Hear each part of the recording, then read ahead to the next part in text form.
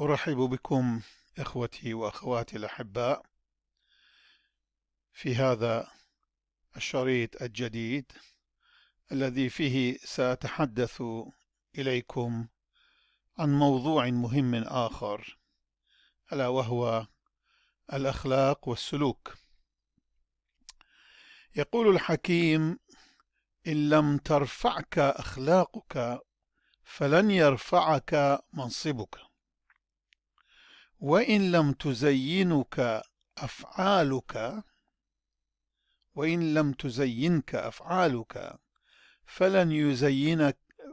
فلن تزينك ملابسك، فالحياة أخلاق ومبادئ. ورب سائل يسأل: ما هي هذه الأخلاق التي ترفع الإنسان، وتلك الأفعال التي تزين حياته؟ وهذا هو بالضبط موضوع حديثنا في هذا المساء. فالأخلاق هي مجموعة الأفعال والتصرفات التي يقوم بها الإنسان والتي تحدد سلوكه. لكن هل كل الأفعال التي يقوم بها الإنسان هي أفعال أخلاقية وتعبر عن سلوكه؟ الجواب هو كلا، بل هنالك أفعال لا أخلاقية، غير أخلاقية، والتي لا تعبر عن سلوك. إذن متى يكون الفعل أخلاقيا ومتى يكون لا أخلاقيا أو غير أخلاقي؟ أو بعبارة أخرى، ما هو الفعل الأخلاقي والفعل اللا أخلاقي؟ وهل كل الأفعال الأخلاقية جيدة وصالحة والأفعال اللا أخلاقية سيئة؟ الفعل الأخلاقي هو كل فعل يقوم به الإنسان بمعرفة ووعي وبإرادة حرة، أي أن الفعل الأخلاقي كي يكون أخلاقيا يجب أن تتوفر فيه العناصر الثلاث: المعرفة والإرادة والحرية. المعرفة والإرادة والحرية، أي يجب أن يخضع الفعل للعقل والإرادة، وأن تكون هذه الإرادة حرة غير مقيدة، أي أن تكون للإنسان السيطرة الكاملة على الفعل حتى يكون أخلاقيا. وهذه الأفعال هي التي تحدد سلوك الإنسان وتجعله جيدا أو سيئا، وهي التي يكون الإنسان مسؤولا عنها ويمكن أن يحاسب عليها، وتسمى أيضا بالأفعال الإنسانية، لأن الإنسان وحده من بين كل الكائنات الحية الأخرى يملك مقومات تلك السيطرة على الأفعال. أما الفعل اللا أخلاقي أو غير الأخلاقي فهو كل فعل ينقصه عنصر أو أكثر من هذه العناصر، أي لا يكون للعقل والإرادة سيطرة عليه، وهذه الأفعال لا يكون الإنسان مسؤولا عنها، لذا لا يمكن أن يحاسب عليها، وهي تنقسم إلى قسمين، إلى مجموعتين. الأول الأفعال الطبيعية، وهي التي تجري في جسم الإنسان بمعزل عن إرادته، مثل التغذية والهضم والتمثيل والتنفس والتغوط وغيرها، أي كل الأفعال التي تجري في أجسامنا والتي ليست لإرادتنا سيطرة عليها، وتسمى هذه بأفعال إنسان، لا أفعال إنسانية، بل أفعال إنسان، أي أن الإنسان لا يقوم بها بكونه إنسانا من حيث أنه إنسان وليس شيء آخر، بل يقوم بها كما أحياء أو كائنات حية أخرى تقوم بها أيضا.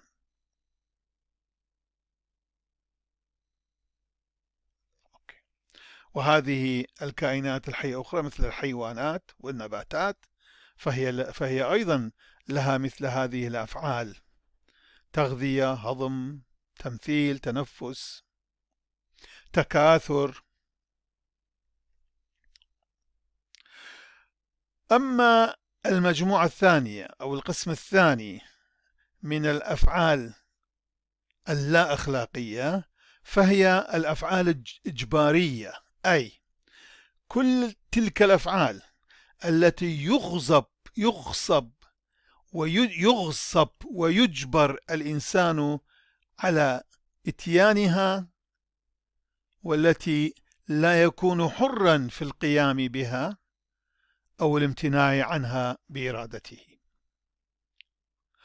وأساليب الغصب والجبر هي كثيرة ومتعددة، منها العنيف مثل التهديد بالقتل والإيذاء الجسمي والنفسي، ومنها الناعم، أساليب ناعمة مثل التوهيم والخداع والإغراء. إذن الأفعال غير الأخلاقية هي مجموعتين: المجموعة الأولى هي طبيعية تجري في جسم الإنسان بالرغم من إرادته، والثانية هي إجبارية يجبر الإنسان ويغصب على القيام بها من دون أن يريد. هذا مهم، من دون أن يريد، يغصب بأساليب عنيفة مثل التهديد بالقتل أو بقتل الأقارب أو بإيذاء الجسم له، أو لإيذاء جسمي وإيذاء نفسي له أو لأقاربه لأحبائه. ومنها أيضا أساليب ناعمة مثل التوهيم والخداع والإغراء وغيرها، والإغراء بأساليب بمواضيع مختلفة، سواء كانت جنسية، أملاك، أموال وغيرها. مما تقدم نفهم أن سلوك الإنسان تحدده تلك الأفعال التي يقوم بها بإرادته الحرة وبمعرفته التامة، فهذه إن كانت صالحة سلوكه يكون صالحا، وإن كانت سيئة فسلوكه بالنتيجة هو سيء.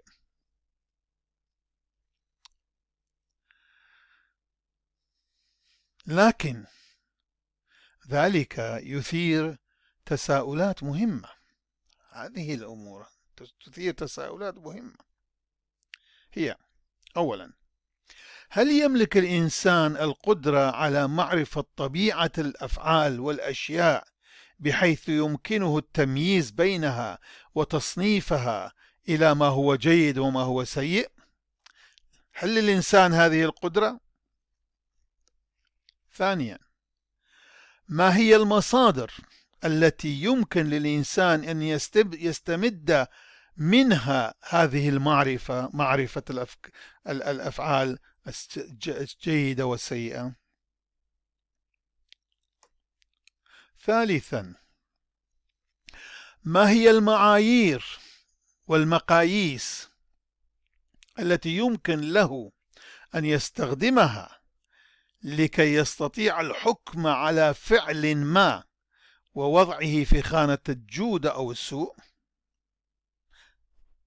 ما هي هذه المقاييس التي تجعل الإنسان قادرا على أن يحدد بالضبط جودة أو سوء الفعل؟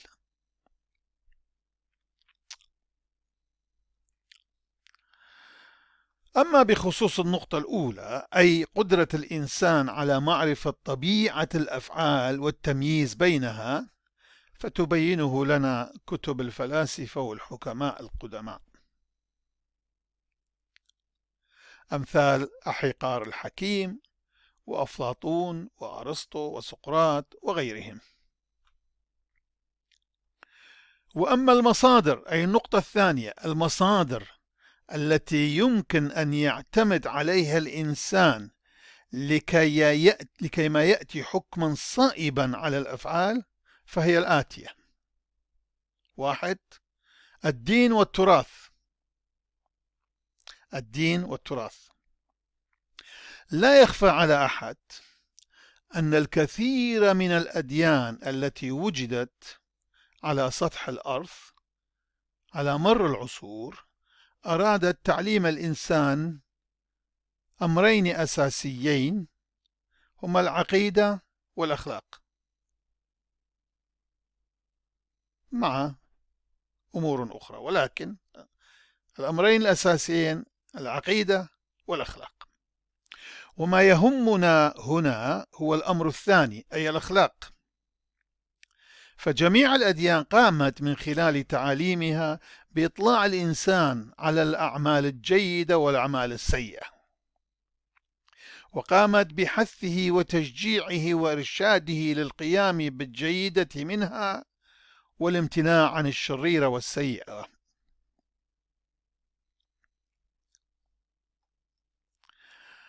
ولكن للأسف الشديد فإن بعض هذه الأديان لم تقدم فهما صحيحا لهذه الأفعال، لم تقدم فهما صحيحا للإنسان عن هذه الأفعال، فجعلت من بعض الأفعال السيئة صالحة ومن بعض الأفعال الصالحة سيئة، زاعمة أن الإله هو الذي يأمر ويوحي بذلك، وأن أمره بطبيعة الحال غير قابل للجدال والرفض، لأنه العالم بكل شيء ومعرفته تفوق إدراك وفهم البشر. والكثير من هذه الأديان قامت بسن قوانين وشرائع تفرض على الإنسان القيام بذلك من دون إعطاء أي اعتبار لعقله وإرادته وحريته، منتهكة بذلك كرامة الإنسان. لا بل ذهبت إلى تحديد عقوبات شديدة على من يخالف تلك الأوامر والنواهي، غير عابها بمدى تطابقها أو عدم تطابقها مع المعايير الأخلاقية. وقد وصلت العقوبة إلى حد سلب الإنسان أغلى ما يملكه، ألا وهي الحياة، فجعلت من الفعل الأخلاقي فريضة وعملا قسريا مجردة إياه من أهم عنصر له، ألا وهو الاختيار الطوعي والحر. جردت الفعل هذا من عنصره، عنصر الاختيار الحر، الإرادة الحرة، فاختزلت الأخلاق في إطاعة الأوامر والنواهي دون إعطاء أي أهمية للإرادة الحرة للإنسان، لا بل أنكرت امتلاكه هذه الإرادة بالأساس، وادعت أن الحرية شيء محرم وشيء سيء، وأن الإنسان كائن مسير، وأنه لا يملك حرية الاختيار، فوقعت في تناقض أفقدها مصداقيتها وحرمتها. لماذا؟ لأنها من ناحية اعتبرت الإنسان مسؤولا عن أعماله بدليل أنه مستحق المكافأة على الصالحة منها والعقوبة على السيئة، ومن ناحية أخرى ادعت أن الإنسان لا يملك القدرة والحق على الاختيار الحر لأفعاله. كيف إذا هو ليس حرا في اختيار أفعاله؟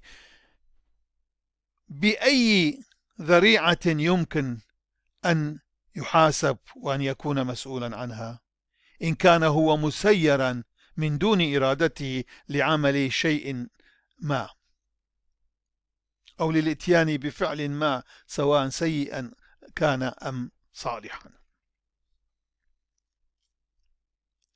لهذا ناقضت نفسها.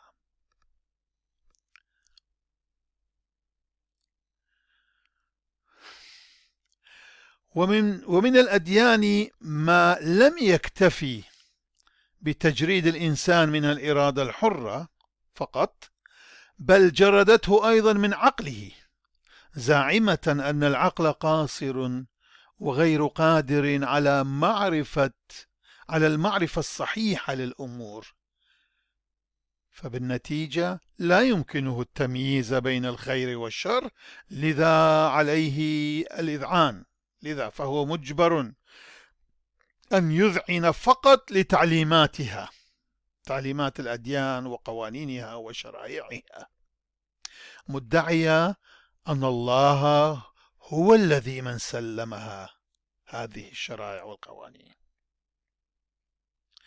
لذا نراها تحرم على الإنسان استعمال عقله في تقييم ونقد وتحليل الشرائع والقوانين، جاعلة ذلك شيئا محرما.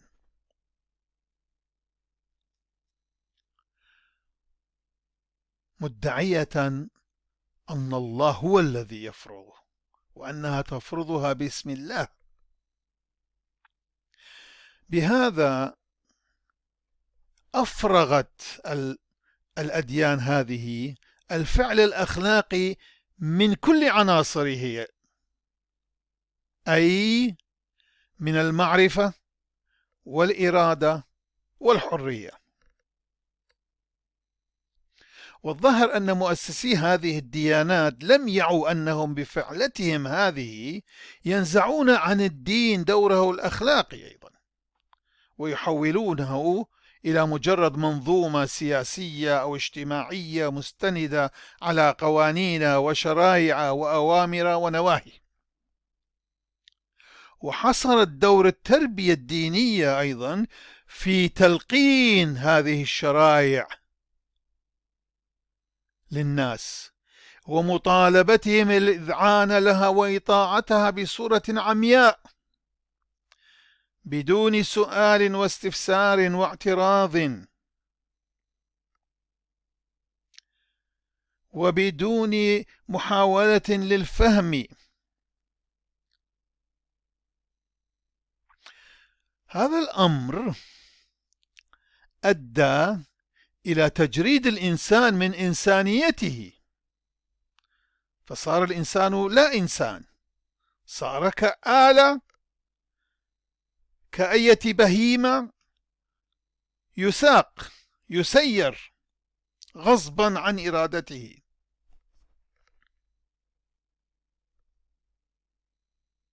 والأنكى من ذلك كله أنها استعملت وسائل وأساليب هدامة ومنحرفة من أجل دفع الإنسان إلى إطاعة تلك الأوامر والنواهي، حين قامت باستعمال أسلوب الإغراء والترهيب، من ناحية إغراء الناس على إتيان تلك العوامل وإطاعة تلك الشرائع، وترهيبها وتخويفه زاعمة أنه سيحصل في الحياة الأبدية على اللذات الجسدية من مأكل وجنس إن هو أطاع، وعلى عذابات رهيبة ومرعبة إن هو خالف. فانتفى بذلك دور الأخلاق كليا، لأنها جعلت الإنسان يقدم على الأفعال الصالحة طمعا باللذات الجنسية والجسمية، ويبتعد عن الأفعال السيئة هربا من العذاب والألم، ليس لأنه واع ومدرك بأن هذه الأفعال صالحة فعليه أن يفعلها لأنها صالحة، لأنها مفيدة له وللناس الآخرين وللمجتمع الذي يعيش فيه، لا، لكن طمعا في المستقبل الموعود، طمعا بأي شيء، هل بمثل عليا وأشياء سامية؟ لا، بملذات جنسية جسمية التي له يمكنه أن يبلغها هنا في هذه الحياة، والتي هي متوفرة له، إن لم هي تقوم على منعه وتحريمه منها في هذه الحياة ووعده بها في الحياة الآخرة.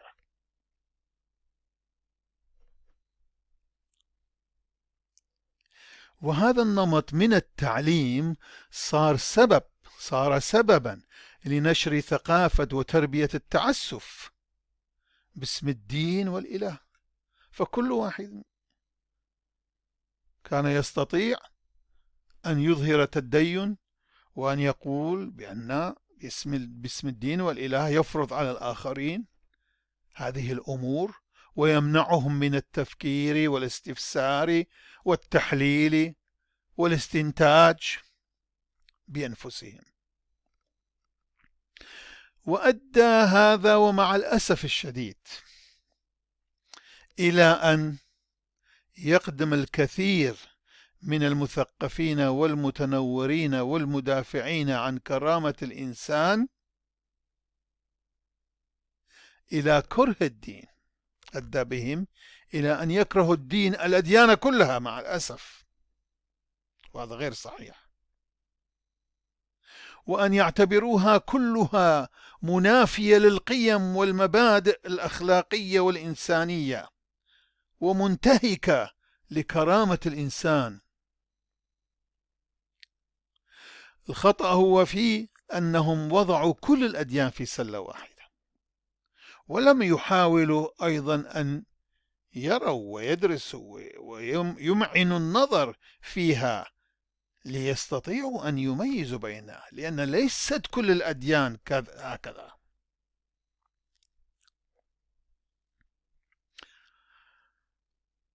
أما المعيار أو العنصر الثاني أو المصدر الثاني العفو التي منه يستمد الإنسان الحكم الصائب على الأفعال هو العقل والبصيرة. العقل والبصيرة. أثبت الكثير من الفلاسفة والحكماء على مدار العصور أهلية وقدرة العقل البشري على معرفة الحقيقة، على معرفة الحقائق المختلفة، وعلى التمييز بين ما هو صالح وما هو طالح، وما هو مفيد وما هو مضر، وما هو خير وما هو شرير. هذا بالرغم من أن هناك بعض الفلاسفة والمفكرين أخطأوا أساءوا، ولكن هذا لا يمنع أنه هناك آخرين الذين استعملوا العقل بصورة صحيحة واستنتجوا أمورا صالحة جدا.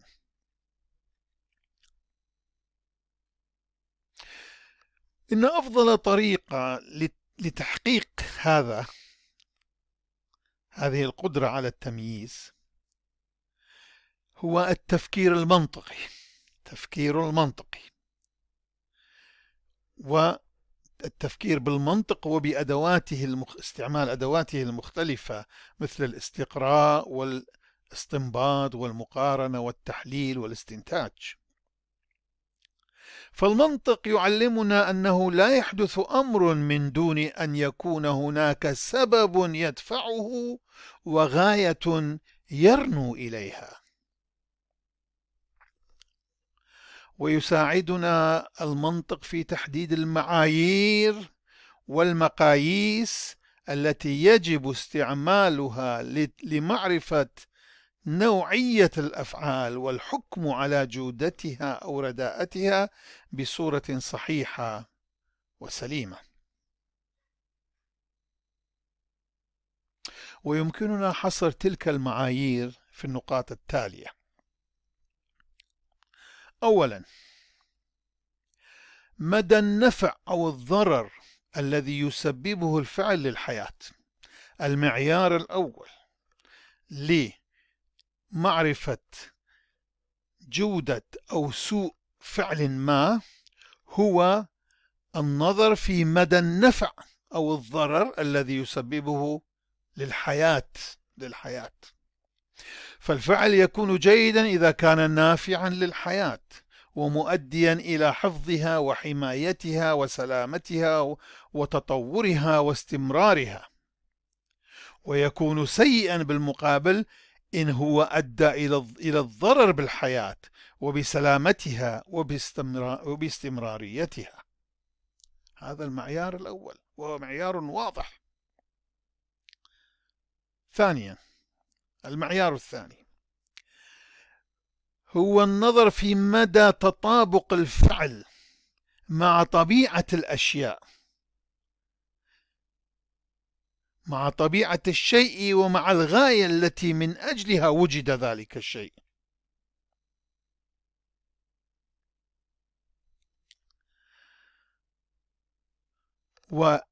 وخاصة هذا المعيار يجب أن يطبق على أعضاء جسم الإنسان،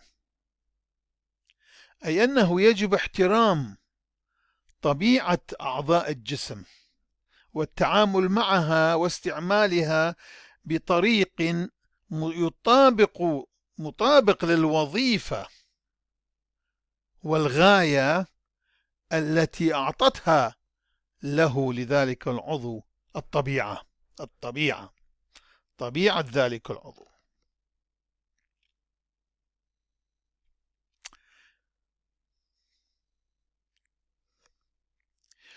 وكل إجراء أو تصرف يؤدي إلى إعاقة عمل عضو ما أو تحريف في وظيفته أو تغيير مساره عن الغاية التي وجد من أجلها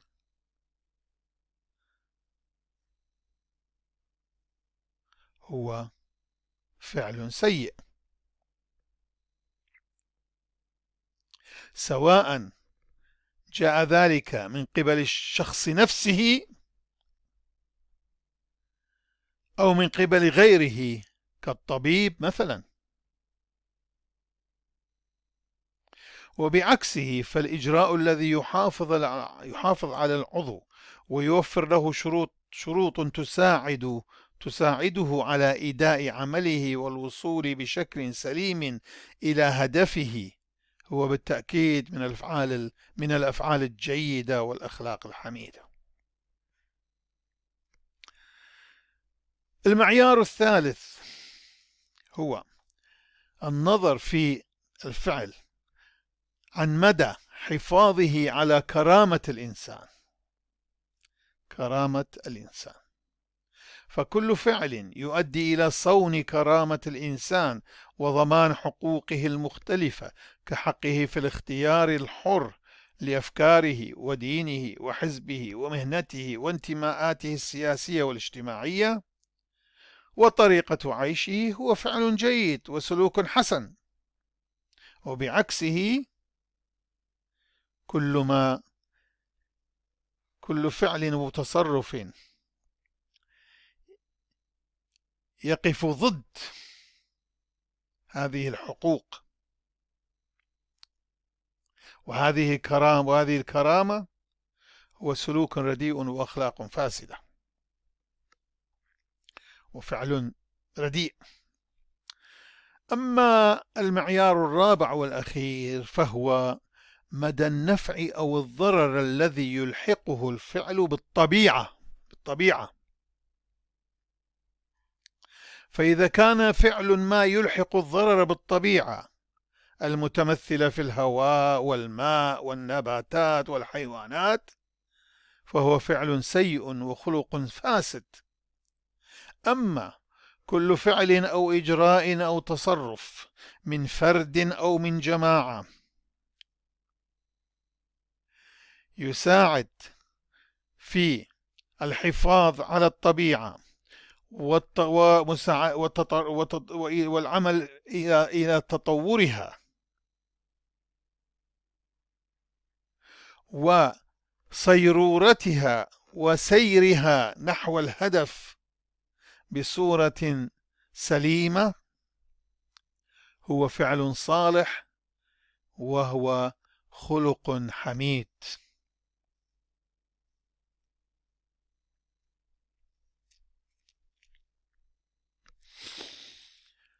ملاحظات: أولا، الخوف هو أسوأ العوامل التي تؤدي إلى فساد الأخلاق. الخوف ربما يستغرب أو يعارض بعض الناس، ولكن لماذا؟ لأن الخوف يدفع الإنسان إلى الكذب والنفاق والغش والخداع، والتي هي كلها أفعال منافية للأخلاق الحميدة. ثانيا، كل فعل صالح عندما يصبح عادة عند شخص ما نتيجة تكرار، طبعا العادة تأتي عن طريق تكرار الشيء بصورة مستمرة ولزمن بعيد وطويل، فكل فعل صالح يصبح عادة لدى شخص ما نتيجة تكراره له بصورة مستمرة ولمدة طويلة من الزمن، هذا الفعل لهذا الشخص يدعى فضيلة. يعني ما هي الفضيلة؟ هي العادة الجيدة، العادة الصالحة، يعني هو الفعل الذي أصبح عادة عند الشخص، والشخص الذي يقوم به يعني الحاصل على هذه العادة يدعى إنسانا فاضلا أو فضيلا. الملاحظة الثالثة: كل فعل سيء يصبح عادة عند شخص ما نتيجة تكراره له بصورة مستمرة ولمدة طويلة من الزمن يدعى رذيلة. أي أن الرذيلة هي العادة السيئة عند شخص ما، والعادة كما قلنا سابقا تأتي عن طريق التكرار، يعني عندما يتعود إنسان ما على إتيان الأفعال السيئة وتصبح عنده كعادة كأمر هين لا يفكر بها ولا يعير لها انتباها، ولكن هو مسالم معها مصالح معها وأصبحت عادة سيطرت عليه وهو راض بها ولا يحاول أن يغيرها، لا بل يمكن أن يقوم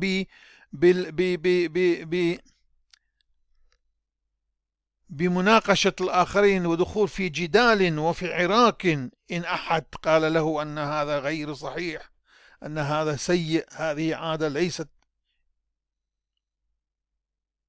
فيدافع عنها،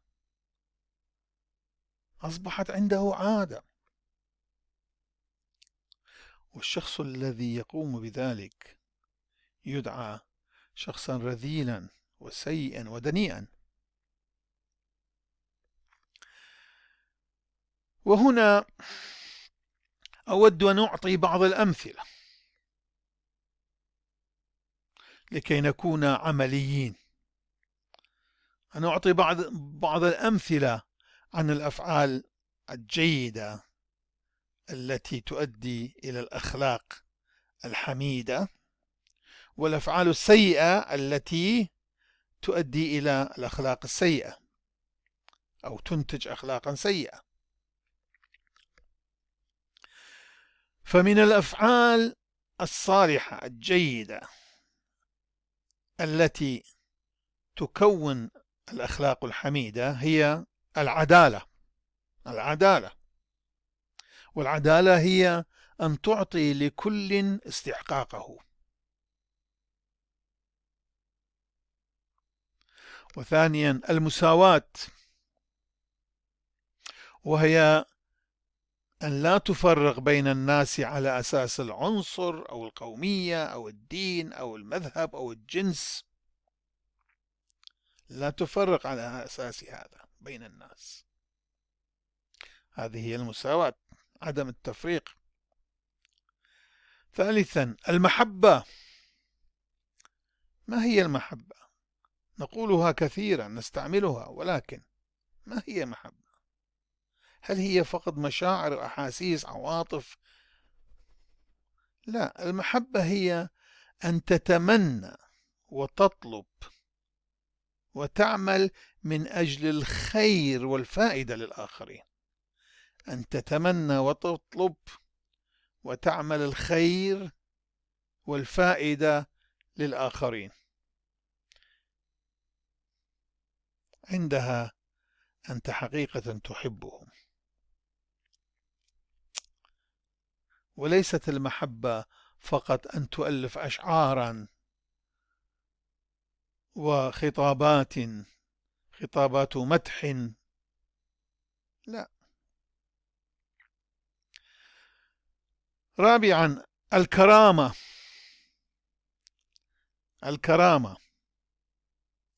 للشخص الإنساني كرامة وقيمة يجب الحفاظ عليها واعتبارها سواء من الشخص نفسه، هو نفس الإنسان يجب أن يحترم كرامته، أو من الآخرين. على الإنسان أن يحترم ويحافظ على كرامته وعلى كرامة الآخرين. بعده النزاهة. ما هي النزاهة؟ أن تكون صادقا في قولك وحكمك وعملك، صادقا ليس مزيفا. الشفافية، أن تكون صافيا في أقوالك وأحكامك، صافيا في أقوالك وأحكامك، ومستقيما وليس مغوشا. الصدق، أن تقول الحقيقة ولو على نفسك. الإخلاص، أن تؤدي وتكمل واجبتك بكل باستقامة، وليس بالالتواء. لا يراني صاحب العمل فأنا ألتف. أحاول أنه أجد مبررات وأعذار كاذبة لكي ما أتخلص عن المسؤولية.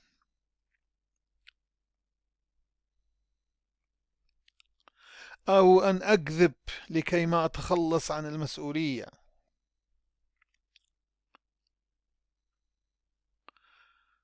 الأمانة، أن تحافظ على ما تؤتمن عليه باستقامة. أن تحافظ على الأمانة، على ما تؤتمن عليه. أنت مؤتمن على عمل ما، على واجب ما، مكلف بواجب ما، عليك أن تحفظ الأمانة هذه، سلمك شخص أمانة ما، عليك أن تحافظ، أن تكون أمينا مع الآخرين. التضامن، أن تقف مع الآخرين في مطالبهم العادلة والمستقيمة وتساندهم. المصارحة، أن تقول الحقيقة كما هي، أن تصارح، أن تظهر الشيء الذي تفكر به كما هو.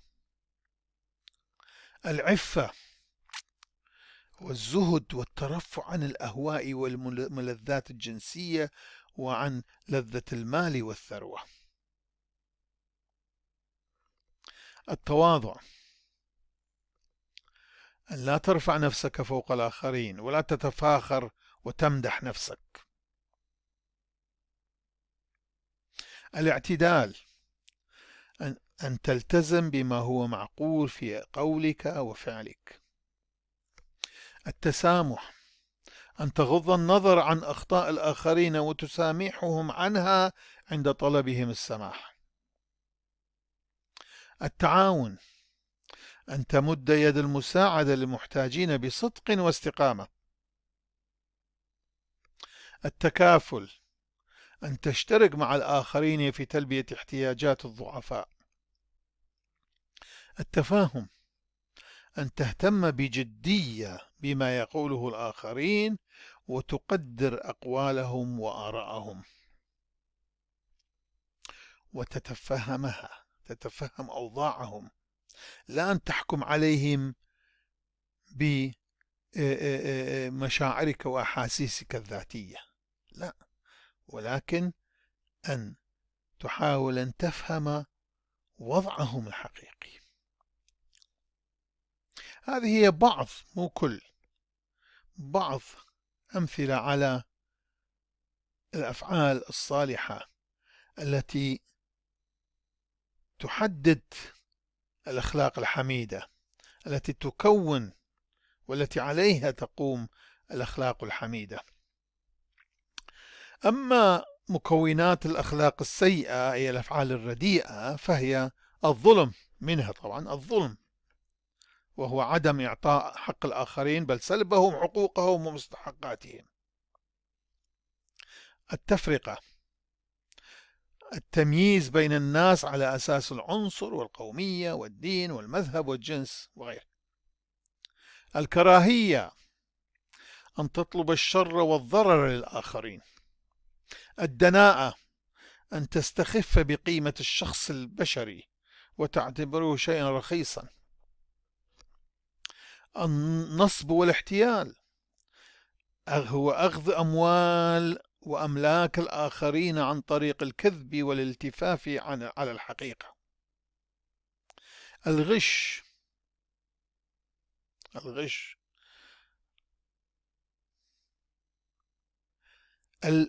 الاعوجاج في التعامل مع الآخرين، عدم الأمانة، عدم الصدق في التعامل مع الآخرين.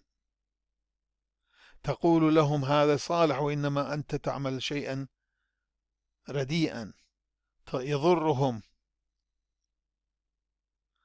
أن تغش في كثير من الأمور، في التجارة، في التعليم، في كل شيء ممكن إنسان يغش. هي يغطي على الحقيقة، هي تغطي على الحقيقة. الكذب، عدم قول الحق، أن تقول ما ليس صحيحا بإرادتك وبمعرفتك بوعيك، لا عدم المعرفة، حيث لا معرفة لا مسؤولية. الخداع، تخدع الآخرين، كيف؟ تقول لهم شيئا ليس الذي تعرف بأنه صحيح، تكون شيئا مخالفا لما تراه، لما تعرفه أنت أنه صالح. تخدعهم، تقدم لهم شيئا مزيفا لا يمثل الحقيقة التي تعرفها، أنت واع، أنت مدرك للحقيقة، ولكن عن قصد وعن إرادة وعن معرفة تقدم له شيء آخر مخالف لذلك. الخيانة، نقض الوعد والعهد وعدم حفظ الأمانة. خيانة، شخصان مشتركان في مصلحة معينة في أمر معين، وقد تعاهدا بأن يكونا أمينين مع بعضهم، وكل شيء يكون مشتركا بينهم، لكن إذا كان هناك أحدهم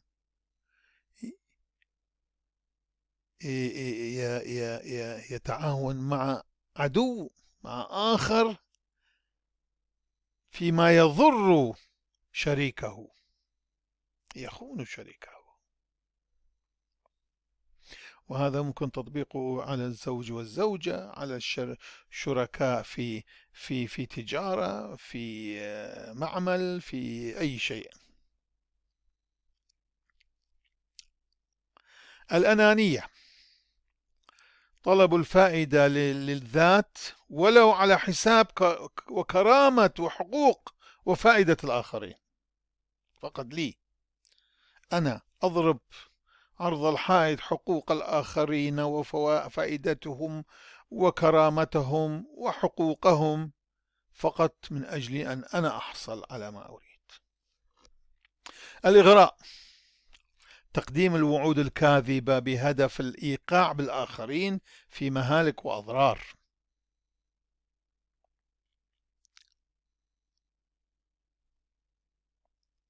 وتقديم طبعا بعض الأمور، استغلال الشهوات والأميال عند الناس من أجل الحصول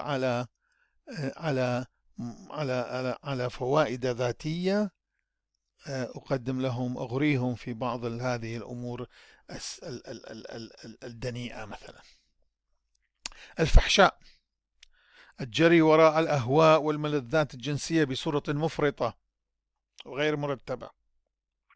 العهر، الانغماس في الملذات الجنسية بصورة مفرطة وعلنية. التكبر، الاعتداد بالنفس والاستخفاف بالآخرين والتفاخر والترفع عليهم.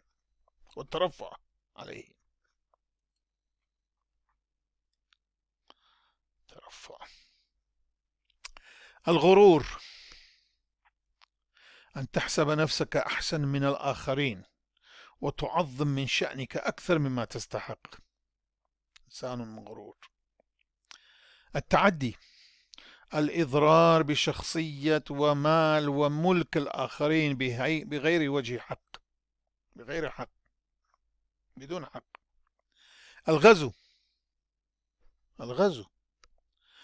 الهجوم على الآخرين المسالمين دون وجه حق، ناس مسالمين أمينين، أنا أذهب أهاجمهم وأتعدى عليهم وأخذ أموالهم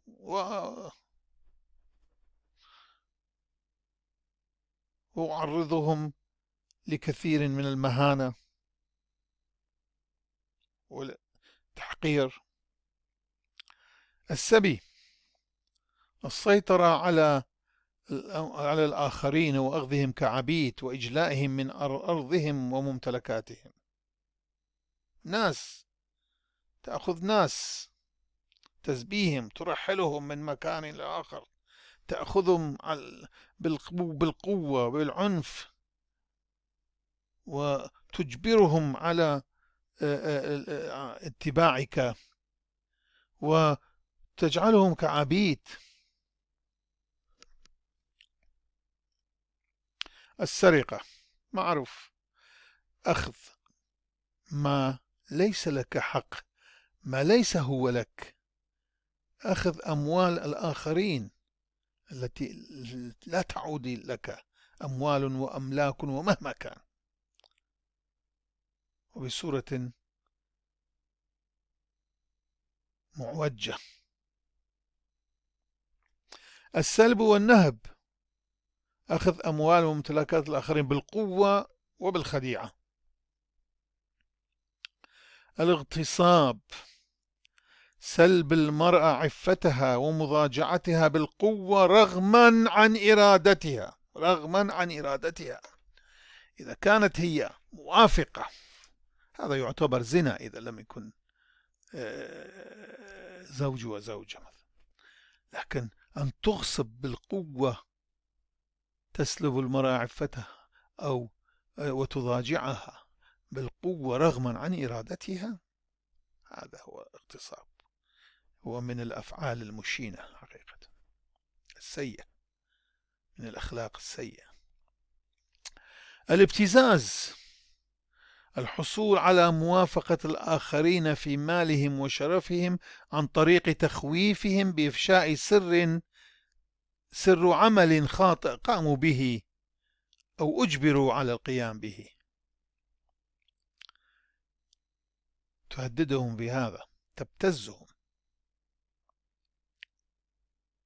تستغل ضعفهم.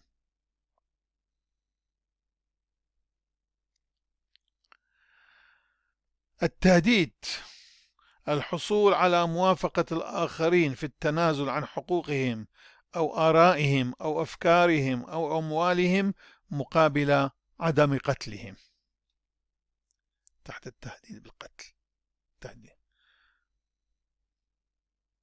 إما هكذا أو تقتل أو يعتدى على شرفك أو تسلب شرفك أو تفقد أحبائك. أساليب تهديد كثيرة هي، ومواضيع التهديد كثيرة. هذه أيضا بعض الأمثلة عن الأفعال السيئة التي تجعل من الأخلاق سيئة. فالذي يقوم بهذه الأفعال لا يمكن أن نقول بأن له أخلاقا جيدة، أخلاقا حميدة أو جيد الخلق.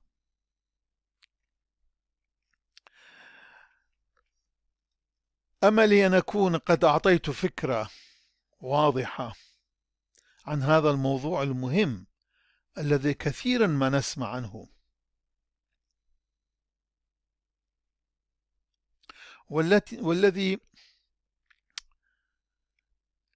والذي استغل، وكثيرا ما نتحدث عنه بصورة غير صحيحة. كثيرين يتحدثون عن الأخلاق الحميدة والأخلاق السيئة، ولكن بصورة غير صحيحة، لا يعرفون حقيقة ماذا يعنون بذلك.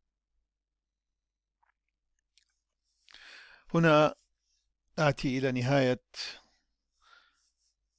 هذا الموضوع، وعلى أمل اللقاء بكم في مواضيع أخرى قادمة. أتمنى لكم الصحة والسلامة الدائمة. إلى اللقاء.